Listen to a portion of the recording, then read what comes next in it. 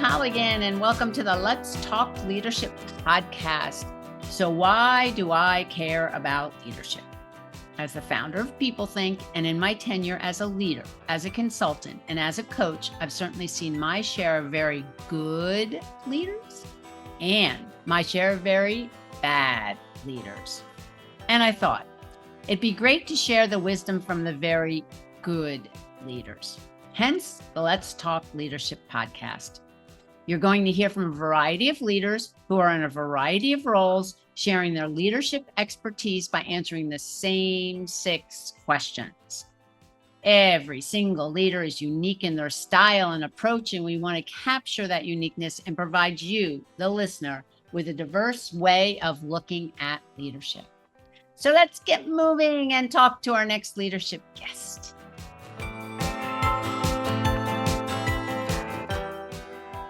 In this episode, I am thrilled to be speaking to Rebecca Osam, Managing Director of the Bexx Group. And we're going to hear all about Rebecca's approach to leadership. So Rebecca, welcome and thank you for being with us today. Thank you so much, Karen, for having me. It's nice to be here. Yes, exciting. So Rebecca, before we get into any of the leadership questions I've got, tell us a little bit about who you are and give us a little snapshot of the Bexx Group. I am the Managing Director of the Bexx Group, which comprises of 7 subsidiaries. We have 2 companies that deal with trading, consumer goods mainly, and we have a production company, which is the Femme Fatale Studios, and we have an events company, which is Aspirate International. We have a foundation, which is the Florence Mensa Foundation, and That's for your mom, correct? Yes, my mom's foundation, yes. We have Sovereign Constructions, which is a construction company, and we have Reflows TV, which is an online TV series, an online TV channel. Okay, so my first question is, when do you sleep, Rebecca?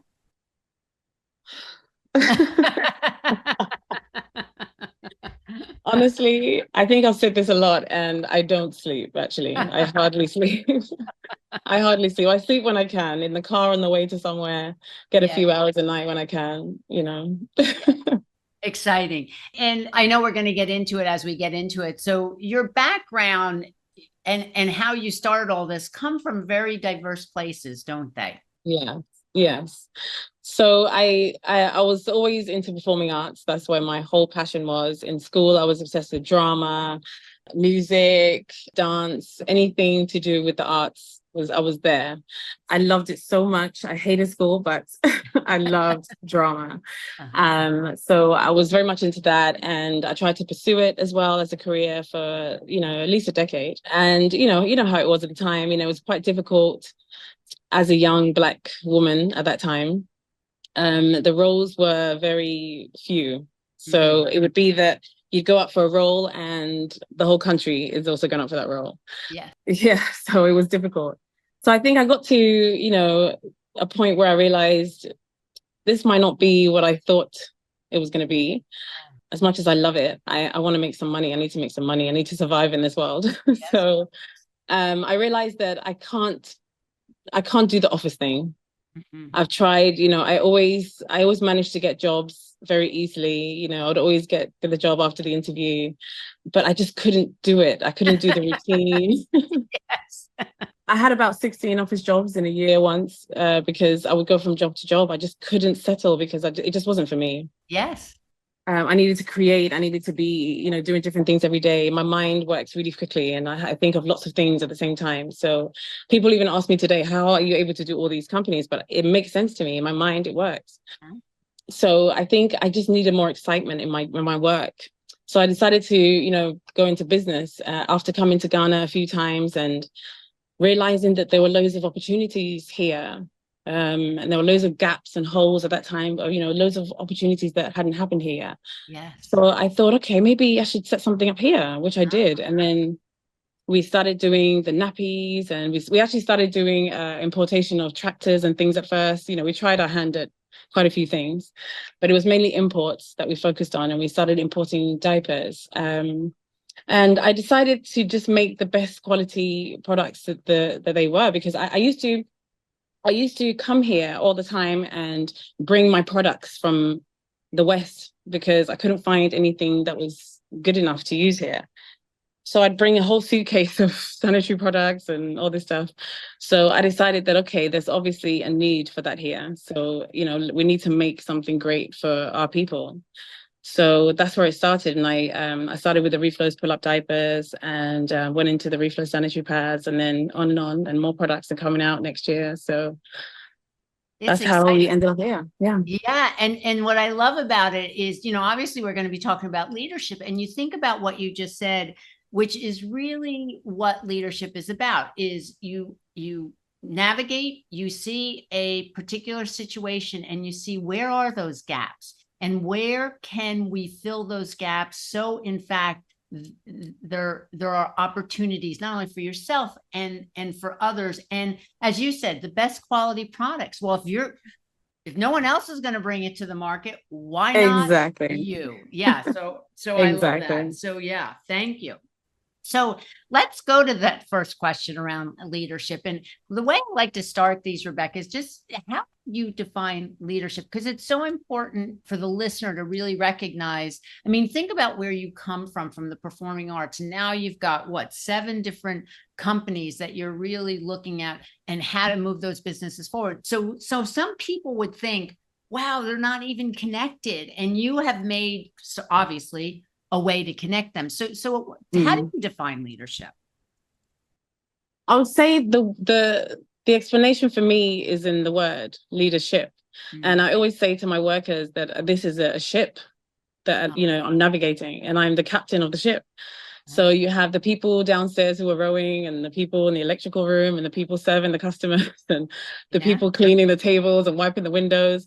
It's a network, it's teamwork. And it's my job to make sure that I make it clear to them our destination, and make them believe and trust in my leadership to get us to that destination. So I think leadership is, for many people, they might think is giving out orders and shouting down to people and, having things your way. But I think a good leader is a leader who doesn't know everything. But for me, I work with my instincts. I use my spirituality and my senses and my gut a lot when it comes to making decisions and deciding which direction to go. I think I have a way of understanding people and talking to people and communicating very well with people, whether it's my workers or anybody outside the company. I have a way of reading people and understanding them from an empathetic point of view. And I think that helps a lot. And I think you have to have a balance of all of that as a leader, but also you need to be very assertive when the time calls for it.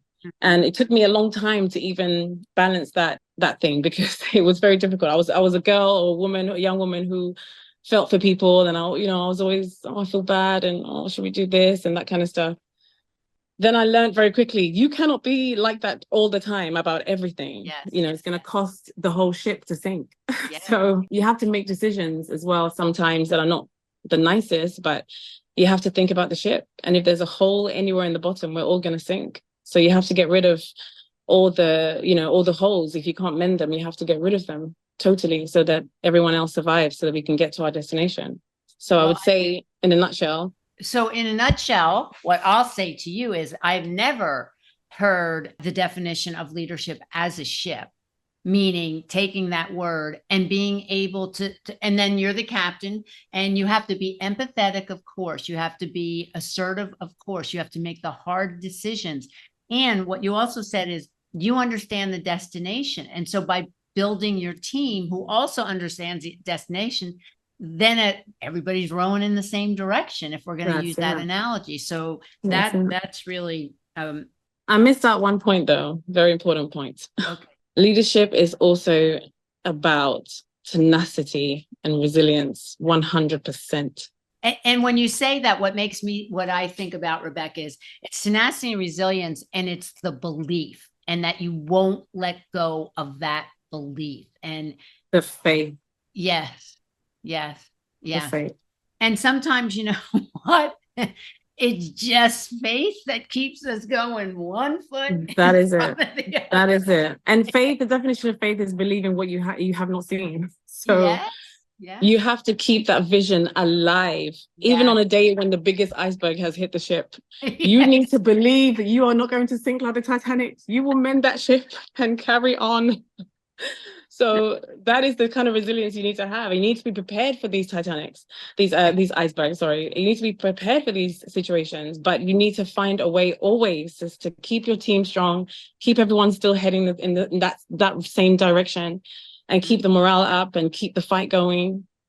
Yes. Not breaking down yourself. Yeah, yeah, exactly. Or if you do break down, they don't have to see They it. don't have to see it. Exactly.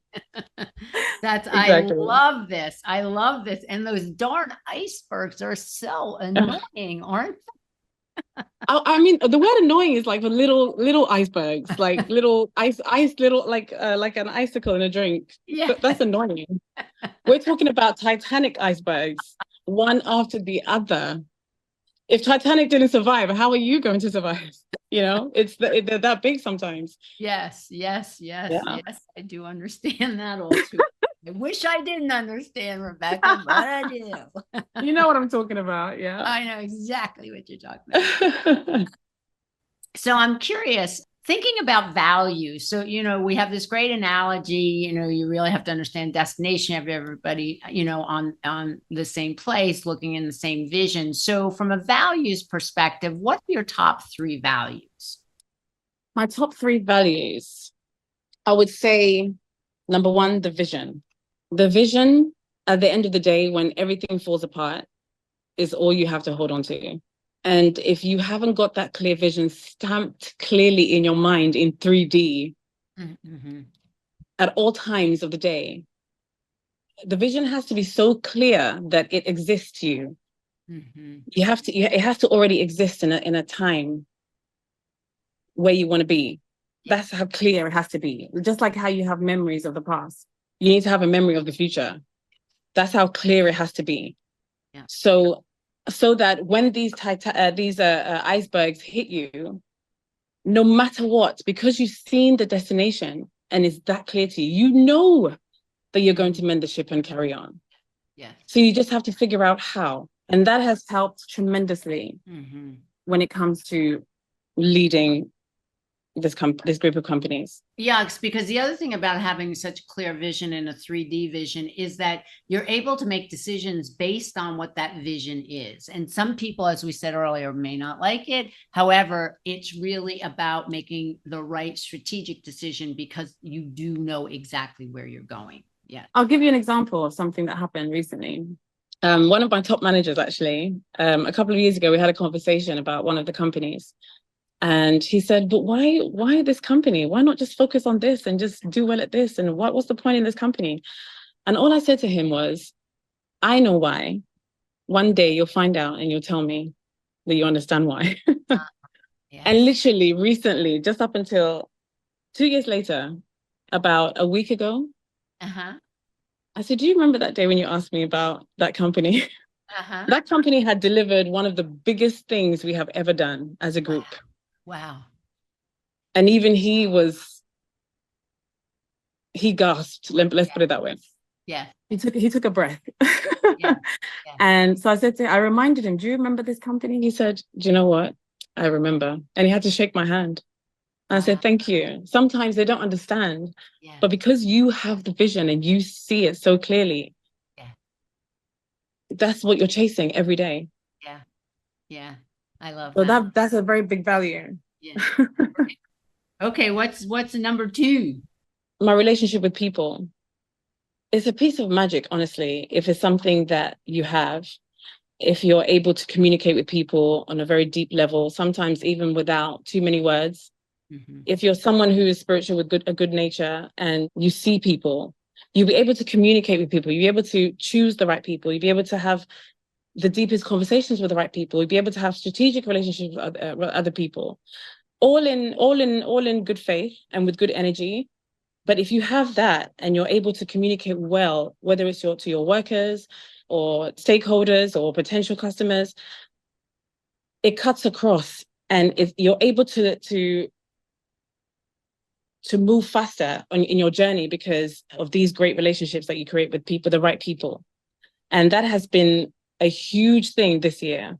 Because I'm able to have these good relationships with people, I think it has really helped connect some dots in the right places so that we can grow as a company. Yes. And without those strong relationships, then, then you can't have those disagreements, because the disagreements is where the innovation comes. The disagreements is where, if I trust you, Rebecca, and I have a good relationship with you, then, I may push back on you a little bit and say, well, you know what, this is the way I'm looking at it. And then you'll say, and then between the two of us, it becomes more then.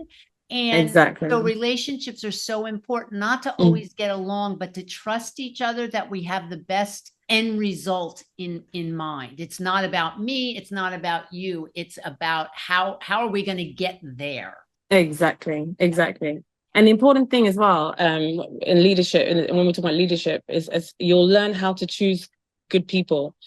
If you're able to observe people properly and you're able to take your time to really read people, it's really important, because one bad apple is really, really important that you really pay attention to reading people and understanding the human condition. And even sometimes it'll come to a point where, let's say, somebody's not performing, and you might be really harsh and say, well, that person's not been performing for 3 months, they need to go.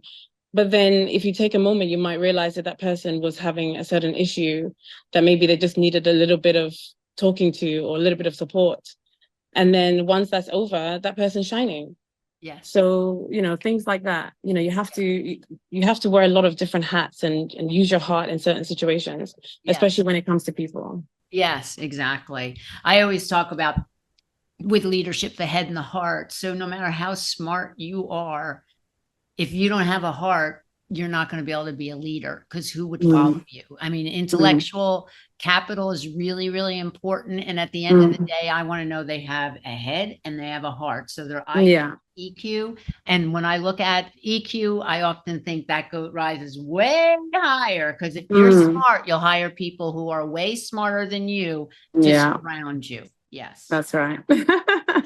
So, okay, you've got the relationship in people. What's your third value, Rebecca? Tenacity and resilience. Yes. Because if you don't love it, you have a lot of reasons every day. You have a lot of reasons every day to give up and just say, hey, let me just figure out another way to do my life. I'm going to jump overboard. Exactly. So if you're not resilient and you're not ready to face the battles, and you're not ready to face these hard days, and not ready to face the moments where everything looks like it's going to crash and fall down, you'll not last a day. Yeah. In these shoes. That's because the problems, when they come, can be huge, and and like I said earlier, you have to maintain your composure and deal with each problem every day. And business is problem solving. At the end of the day, every day is a problem to solve.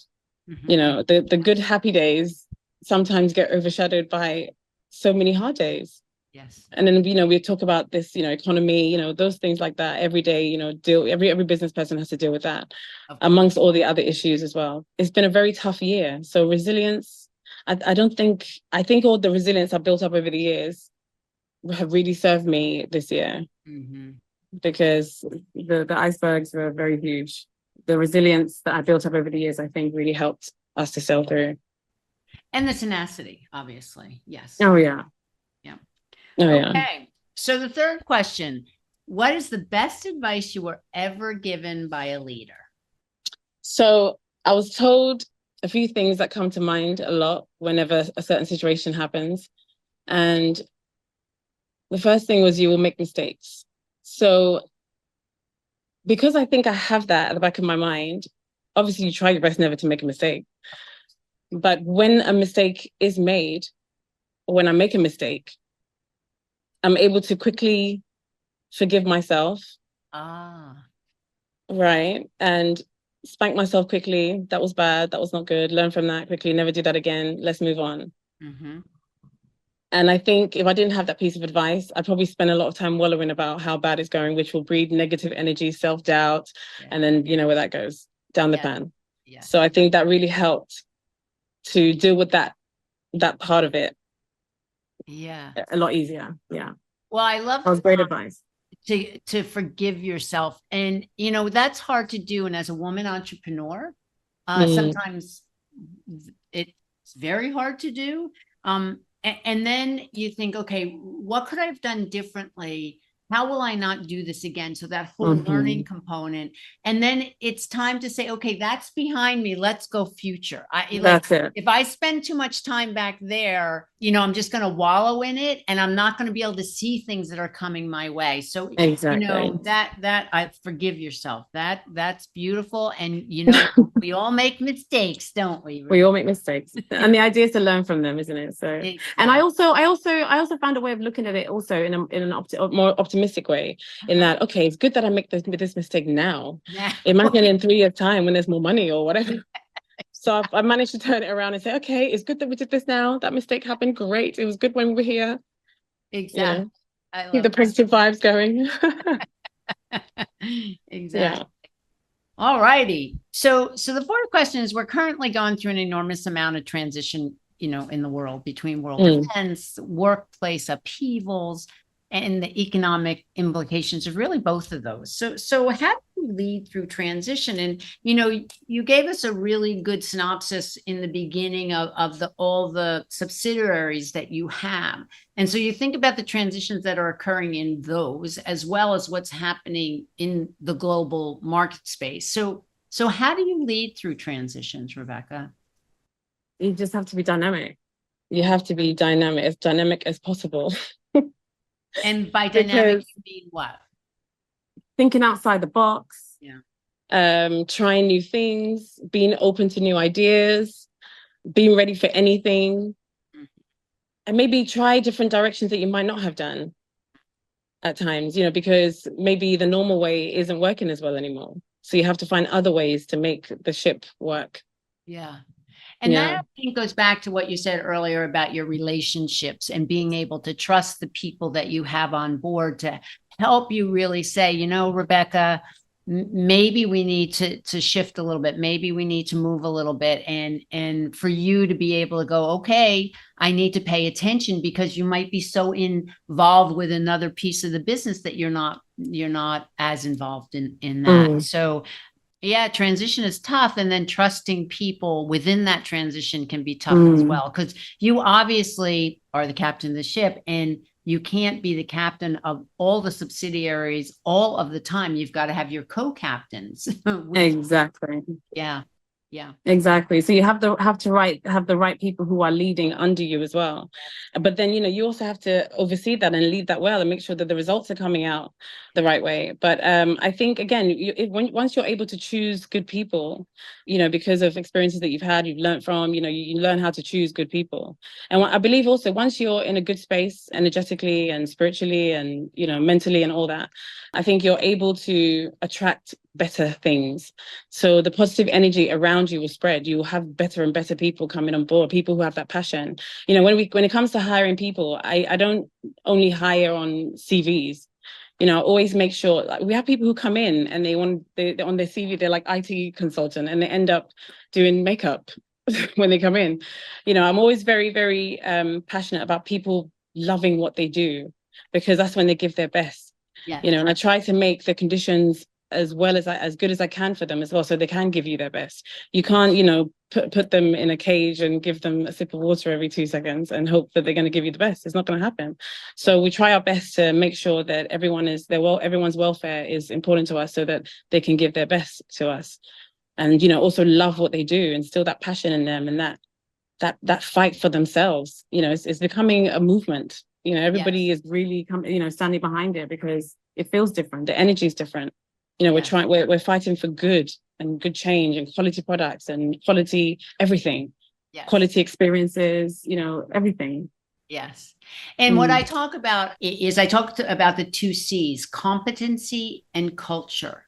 And once someone has the competency, like that's like a flat line, that's a foundational piece. For me, the hiring is really about then, are they going to fit into the culture? Yes. Are they going to be able to do whatever they have to in order to get the work done in a way that maps to the culture? Are they going to get along with the people on the team? Are they We going literally had that scenario today. We had interviews today, and there was a certain somebody who, you know, on his own, yeah, great, but I don't think he's going to fit in here. There might be issues with this person, that person. So that person, we cannot hire that person because it's not going to work. It's going to be like oil and water. I love when I hear that, because it's the truth. No matter how smart someone is, if they don't fit into the culture, it's not the chemistry. It's the chemistry. It will disrupt everything. That really will. Yes. And set us back. So we don't need that. Oh, no, we do not. Definitely not. All righty. So I already know you're curious. That's obvious. So the best leaders just keep learning. And, you know, it's that whole growth mindset, like what's over there and how can I learn this? So what are some of the things you do, Rebecca, to learn? What are some of the learning? I do watch some other leaders online, and, you know, listen to what they have to say, how they do what they do. That always inspires me when I hear something inspiring like that. And it's good to know that some of the things that their mindset is also the way that I think. So it helps us to stay on point when I'm, you know, constantly listening to those. And then also, I think my experiences, honestly, have taught me the most.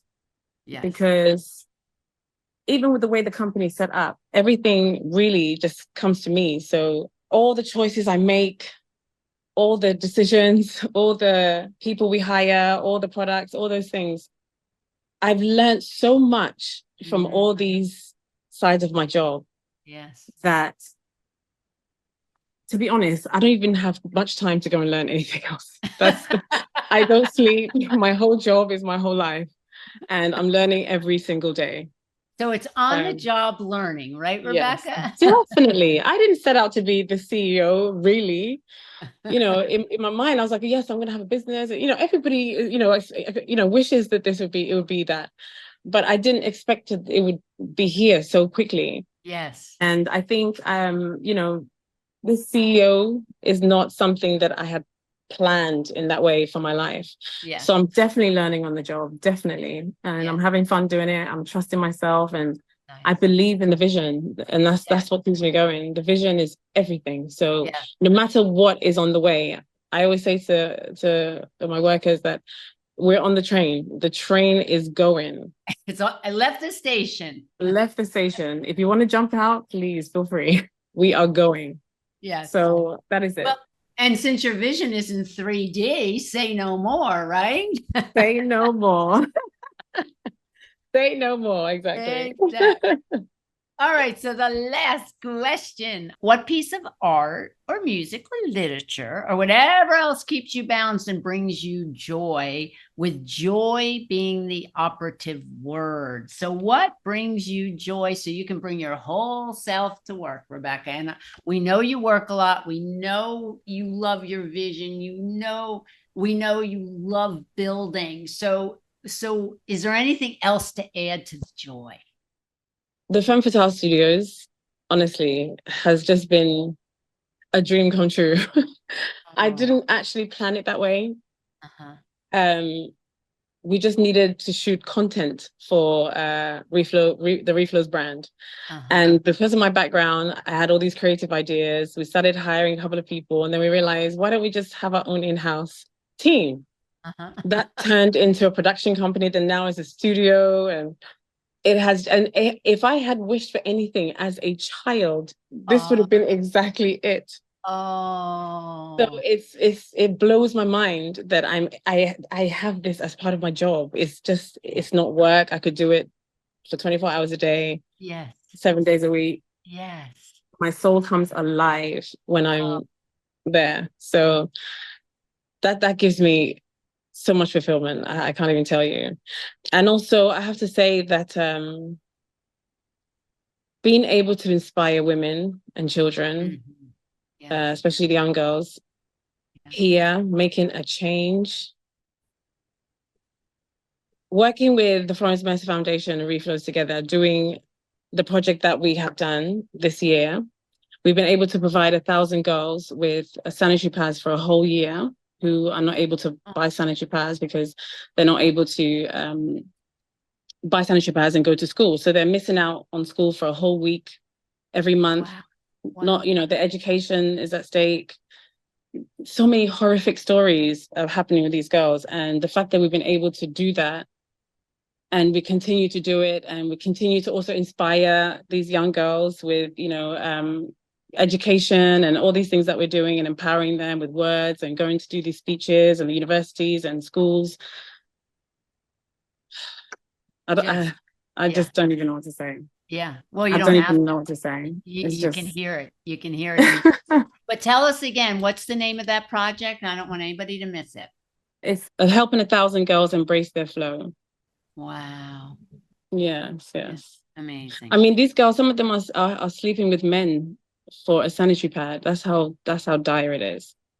Wow. It's really bad. So, I mean, we're doing our best. So we're hoping that, we can do more. Yes. As time goes on. Yeah. That's beautiful. That is really beautiful. Well, I can tell you, so throughout our conversation. I do have a third one. Very important. Oh, okay. I really sat into my meditation and yoga in the mornings. Oh, okay. That totally, it's like I deal with all my stress and all my issues in that time. And it really helps me to start my day. And every morning you do? Yeah, every morning before work. It has to be done. Yeah. And it clears my whole mind. Nice. And I'm ready to deal with these 7 companies. Well, yes. I was just going to say, clears your mind because there's a lot coming out. Exactly. And you need to be prepared for that. It's that me time. The self-care is really important when you're in this situation, because you can forget about yourself because you work so much. Yeah. But you'll crash, and it's not helpful to anybody. So. Yeah. And the self-care is really important, and we all get it in different formats. And as long as we do it, and, when you talk about inspiring and, you're educating and those types of things, part of that needs to, as you've been talking about, you've got to take care of yourself at some level. Because if your brain and body is so full of stuff all the time, you're never going to be able to create. You're never going to be able to think. Exactly. Come up with new ideas and those kinds of things. Exactly. Yeah. Well, very important. Yeah. And so, Rebecca, what I was going to say before you came up with your third, which I love, is that this whole conversation is about joy, if you ask me. And I'm moderating the podcast, so I'm going to just say your joyfulness throughout this just screams. Oh, so it's a beautiful, beautiful thing. And, listeners, we got to pay attention to that love in your heart. When you know. And when you don't that's really know, you don't know. I mean, like, woo. Yeah, that was really beautiful, Rebecca. That means so much to me. I'm literally speechless that you said that, because that's beautiful. And I really feel it even more now. My cheeks are hurting. Thank you so much. That's beautiful. Yeah. And thank you. Thank you for being with us. I mean, our listeners are going to learn so much. And I have a podcast that says passion and work is possible. And I say it's hard sometimes to align those two. And yet you personify that. So thank you. Thank you for proving me wrong. Thank you so much. Yes, absolutely. So everybody, thank you for listening. And I'm Karen Colligan, and you've been listening to the remarkable Rebecca Osam, the Managing Director of the Bexx Group. And if this leadership podcast was of interest to you, go to our YouTube channel, People Think SF, and listen to all the distinguished leaders I've had the pleasure of interviewing. You're going to learn so much about the uniqueness of leadership, because I know I have. And don't forget, share with your colleagues. Until the next episode of the Let's Talk Leadership podcast, have a good one. And don't forget to keep it real. Editing by Mary Lee Williams. Thanks, everybody. Talk soon. Bye now.